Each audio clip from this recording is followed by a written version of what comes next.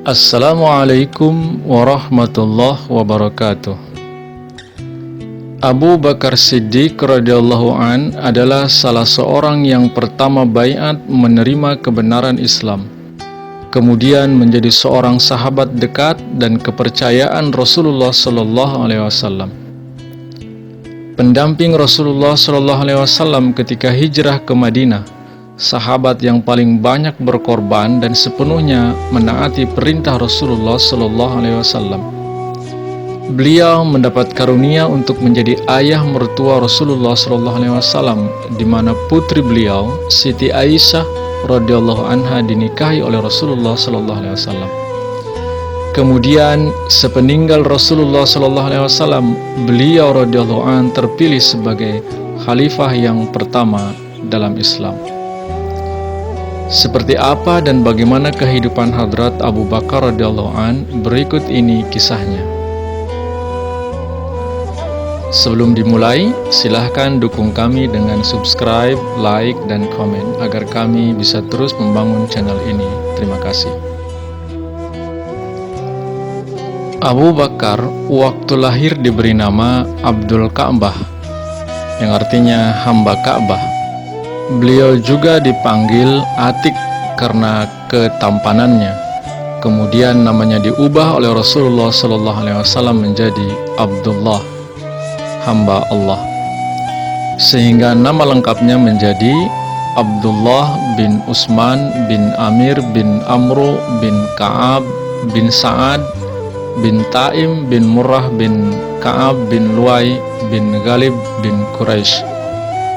Bertemu nasabnya dengan Rasulullah SAW pada kakeknya yang bernama Murrah bin Ka'ab bin Luay.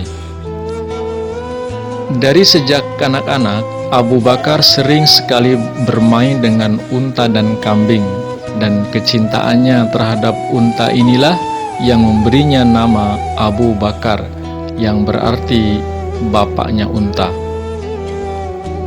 Rasulullah SAW menganugerahkan kepada beliau gelar As-Siddiq, yang artinya yang berkata benar atau membenarkan. Nama itu diberikan karena Abu Bakar senantiasa membenarkan dan menaati apa yang didakwakan oleh Rasulullah SAW. Oleh karena itu beliau radhiyallahu an kemudian dikenal sebagai Abu Bakar Siddiq. Abu Bakar lahir di kota Mekah sekitar tahun 573 Masehi dari keluarga kaya dalam Bani Taim.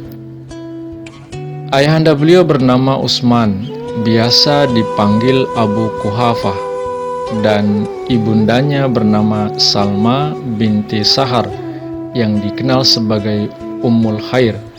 Keduanya berasal dari kabilah Bani Taim.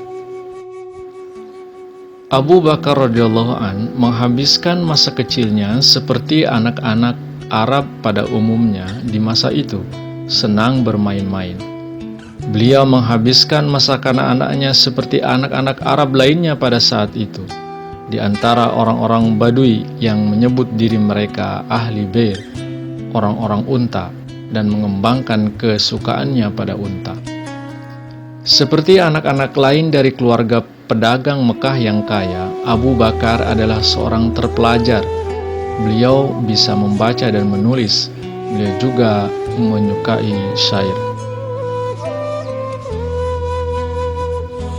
Hadrat Abu Bakar Siddiq radhiyallahu an terlahir dari keluarga pedagang.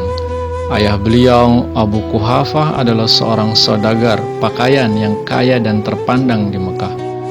Oleh karena itu, Abu Bakar pun dari sejak dini telah dididik untuk menjadi seorang pedagang yang handal. Saat berusia 10 tahun, beliau diajak oleh ayahnya untuk berdagang ke Suriah. Di saat yang sama, Rasulullah SAW yang pada saat itu berusia 12 tahun juga ikut bersama kafilah dagang tersebut. Sejak saat itu, Abu Bakar radhiyallahu an sering bepergian dengan kafilahnya. Beliau berniaga di Yaman, Suriah, dan beberapa tempat lainnya. Karena ketekunan dan keahliannya, beliau radhiyallahu an pun berhasil dalam perniagaannya. Selain itu, karena bakat dan kepribadiannya, beliau juga menjadi kepala suku kaumnya meskipun ayahnya masih hidup. Beliau radhiyallahu an ahli dalam silsilah atau asal-usul dan sejarah bangsa Arab. Dari segi penampilan fisik, Hadrat Abu Bakar radhiyallahu an berperawakan kurus, berkulit putih, bahunya kecil dan muka lancip, dengan mata yang cekung disertai dahi yang agak menonjol, dan urat-urat tangan yang tampak jelas.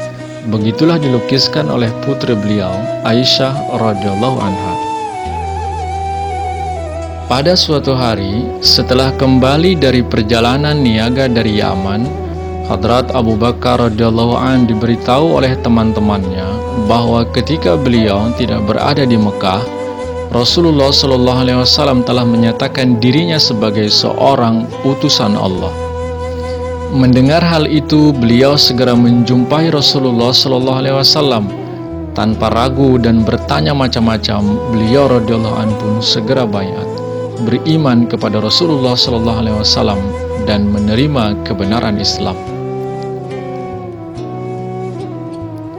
Diriwayatkan oleh Abu Hasan At-Trablusi dari Aisyah radhiyallahu anha, ia berkata, sejak zaman jahiliyah, Abu Bakar adalah sahabat Rasulullah.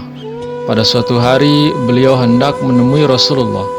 Ketika bertemu dengan Rasulullah, beliau berkata, "Wahai Abu Qasim," panggilan Nabi, "ada apa denganmu sehingga engkau tidak terlihat di majelis kaummu dan orang-orang menuduh bahwa engkau telah berkata buruk tentang nenek moyangmu dan lain-lainnya lagi?"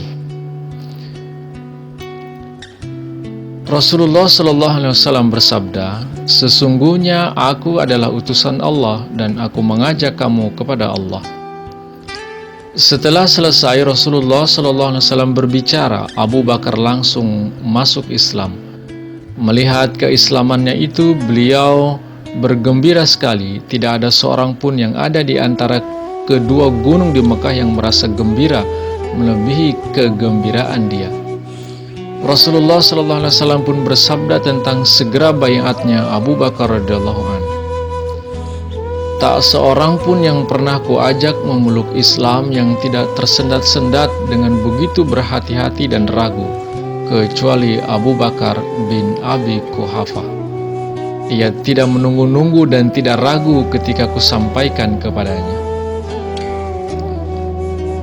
Setelah beriman, Abu Bakar radhiyallahu an kemudian menyampaikan tabligh Islam kepada teman-teman terdekatnya, seperti kepada Utsman bin Affan, Talha bin Ubaidillah, Zubair bin Awam, dan Sa'ad bin Abi Waqqas, sehingga mereka pun baiat masuk Islam. Sementara itu, ayahanda beliau baru baiat setelah penaklukan Mekah dan ibunda beliau sebelum peristiwa hijrah ke Madinah.